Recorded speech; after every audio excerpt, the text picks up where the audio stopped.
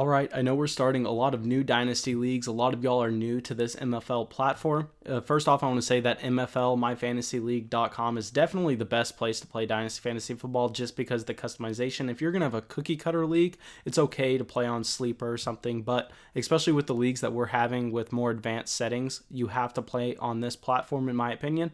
But it's new for a lot of people. So I'm just going to show this one quick tool that will improve the speed of our drafts and will help a lot of people if you don't think you're going to be around your phone or laptop and you have a pick coming up. So here's the home screen. You're going to go over to your 4 owners. You're going to press draft even if you're not on the clock. And right here, so I'm 2 picks away, I believe. I'm going to, obviously you sort by ADP. That's how you see the best players available. The ADP is not very accurate, but it's better than just seeing their weekly rank for week 1. And I already know who I'm going to want if he gets to me on this next pick. I'm not going to release this video until that pick goes through because I don't want to get sniped. So I'm going to click on Hunter Henry, add him to my selection, and then you have to make sure you save these picks. So now if Hunter Henry's available when it comes up to my pick and 3 picks from now, he's automatically going to be selected. That's what I've done with pretty much every single one of my picks in this draft to keep it moving fast. But thanks so much, guys. We're going to get into the video. All right, this video is going to be a lot like yesterday's video where I kind of do a double video in one just because we have the amount of time. Everyone has a lot of free time right now. I have the free time to make y'all the video, so I want to, and I want to get y'all this great information. And the first thing I'm going to talk about, the first half of the video, is I'm just going to give y'all 2 different ways to become better Dynasty Fantasy Football players and ways you can really improve your game.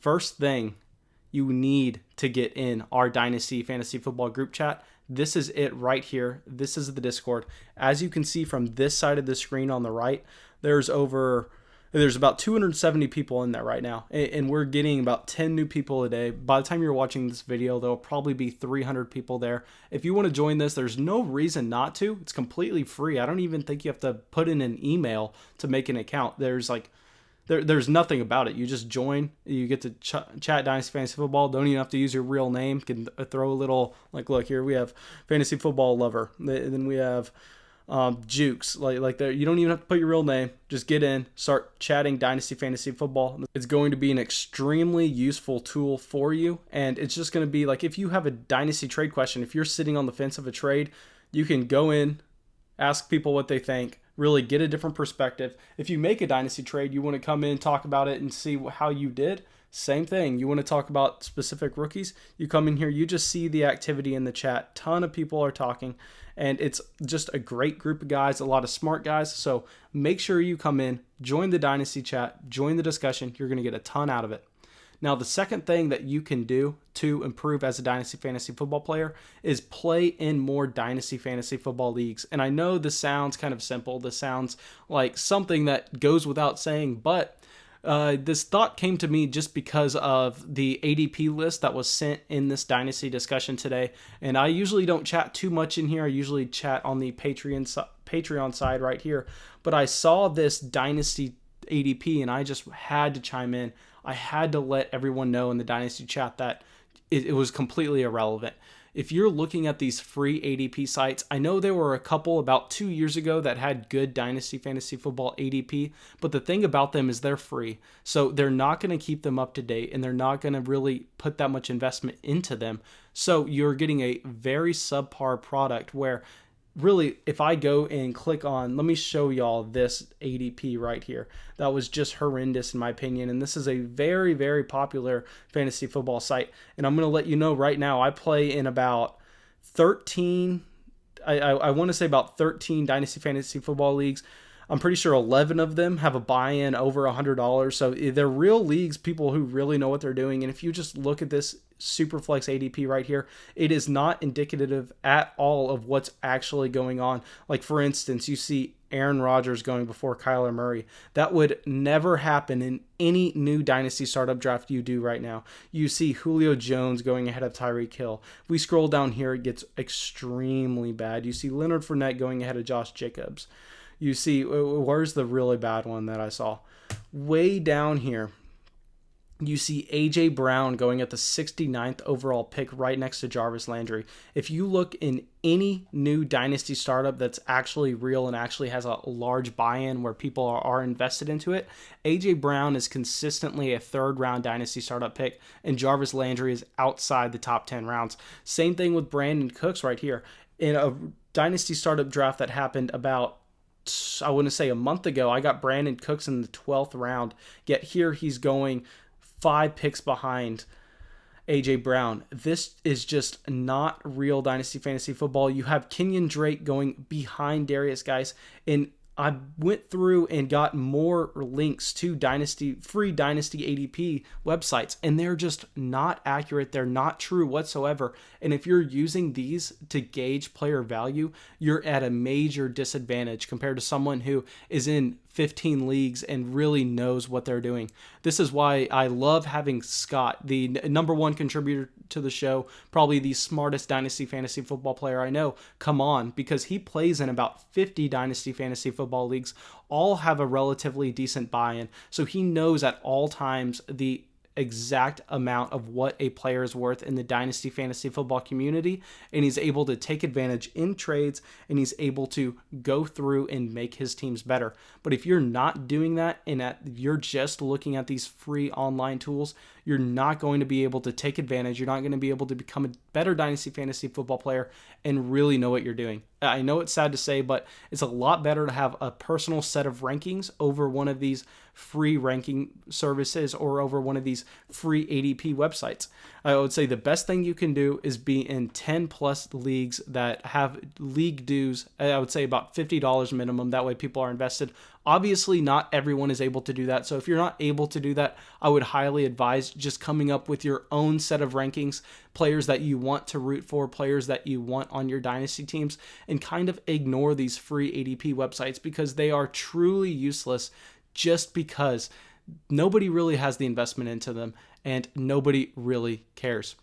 But thanks so much, guys. We're going to get into the second topic of the video right now, and let's switch it over. All right, we're going to go to the second half of the video, but first let me just kind of address that if you are wanting to get into the Discord chat, I probably already said it, but completely forgot. Go down in the description below. There will be a link there, completely free. And if you can't find the description, I know a lot of people are new to YouTube, go on Twitter, shoot me a DM at Build the Dynasty, and I'll get you that link directly. And if you're wanting in a Dynasty Fantasy Football League with myself and the other listeners of this show, we're starting them very often. I think we got 2 going on right now. 1 draft just ended, but shoot me a DM through Discord or Twitter, but you are going to have to be a part of the Discord to be in the league just because all our league chats are going to be on that Discord forum. So let's get into it. And I got this question from a member on Patreon, and he wanted to know what the value was of trading up and down in our rookie drafts. And now it's extremely, extremely important to know that this is dependent year to year. You can never say the same thing over and over again. Because if we look back, say like a class like 2017, there was a top 6. There was a big tier of 6 at the top. And then after that, it was a break. Like the 101 was not that different between the 104 in value. You may have had to add a late second round pick. I know it's a long time ago for people to remember that, but that was the Christian McCaffrey, Leonard Fournette, Corey Davis, Joe Mixon, that draft class.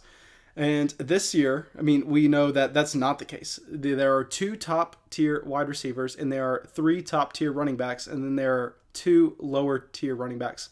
And, I mean, we see this year after year. If we go back to the 2015 class, I believe that was the class with Amari and Todd Gurley. Maybe 2016? No, it was 2015. That was a clear tier of 2. I know some people had Kevin White as that that third player, but you really have to break it down between tiers. And this is why I'll say that it's so important to look at the rookie draft prospects before the NFL draft. I know a lot of people say, you're wasting your time ranking these rookies until we see where they land, until we see where they get the draft capital. But no, we're not at all. Because if you have a decent idea of how these tiers shake out, you're going to be able to go and you're going to be able to trade for rookie picks right now and get into the spots you want to be. And right now, I'll say at least for a Superflex draft, I'll break this down a little bit so you can convert it to a 1 quarterback league if you don't play in Superflex. I think the first tier is a tier of 10. So we're going to go through, we're going to look. I think there are 3 quarterbacks, Joe Burrow, Tua Tagovailoa, and Justin Herbert, who make up the top tier, tier 1 of quarterback. And then there are 5 running backs that make up the tier of running backs, which are J.K. Dobbins, Jonathan Taylor, DeAndre Swift, Cam Akers, and Clyde Edwards-Helaire. And then there are those 2 wide receivers in Jerry Jeudy and CeeDee Lamb. So if we look at that, clearly a top 10 tier in Superflex drafts. If you want to convert it to 1 quarterback leagues, literally all you have to do is get rid of the quarterback, so it's a tier of 7. So this is really important to know. If you're going to trade up into this top 10, you're going to have to pay more than if you're going to trade within the tier. So if, say, you want to move from 110 to 109, you're going to pay not that much compared to moving from 111 to 110, just because you have to get up in that tier. But the second thing I will say is these tiers are not completely set. They are going to adjust slightly. They're going to adjust due to the NFL draft, and at the same time, not everyone has the same tiers. So it is a gray area once you get to the very end. It's a good idea to have where you think the tier ends. But I see on some drafts, their Jordan Loves sneaks in to at, like, say, pick 7. So then that will extend the tier to pick 11. So right now, say we come to a consensus set of tiers, I don't think that you should really be paying up to move up 1 spot to get into the very end of the tier if you're sitting right outside of it, because you could be surprised with what ends up happening in the NFL draft and in your rookie draft. So it's not crucial to move up in the tier, but it's still a great idea to know where they are, because if we look at how the early second round is going to be in at least Superflex leagues this year, we are going to just have a giant group of wide receivers. The 201 and the 204 are going to be extremely similar, where the 110 and the 201, I guarantee you, are going to be vastly different. So knowing your tiers, marking these players down, are going to really help you when determining the value to move up and down in your rookie drafts. The last thing I'll say is traditionally year over year, obviously, rookie picks go up exponentially in value when you go from the back end of the draft to the front end. The 101 is going to be worth more than 5 second-round picks all combined. But you can't say that about the 201 and third-round picks. So obviously, goes without saying, but the higher you want to move up in a rookie draft, the more expensive that pick is going to be, especially if it's in that 102, 103 range. If you want to get up in that top tier, the tier of elite players, you're going to have to pay a premium, and it's going to be a lot more expensive than if you wanted to move up 4 spots in the back end of the first round. So I hope this gave you all a good idea. Make sure you go down, write down your rookie tiers, and try to trade into like the picks at the back end of the tiers. Get up in them, and if you find yourself at the middle of a tier 2, say, you want to move down just a little bit and pick up some extra value, and that's how you're going to take advantage and how you're going to improve your dynasty team through the rookie draft. Really hope this helps you all out. As always, go down, join the Dynasty group chat, completely free. It's going to make you a better Dynasty player. Have a great day, guys.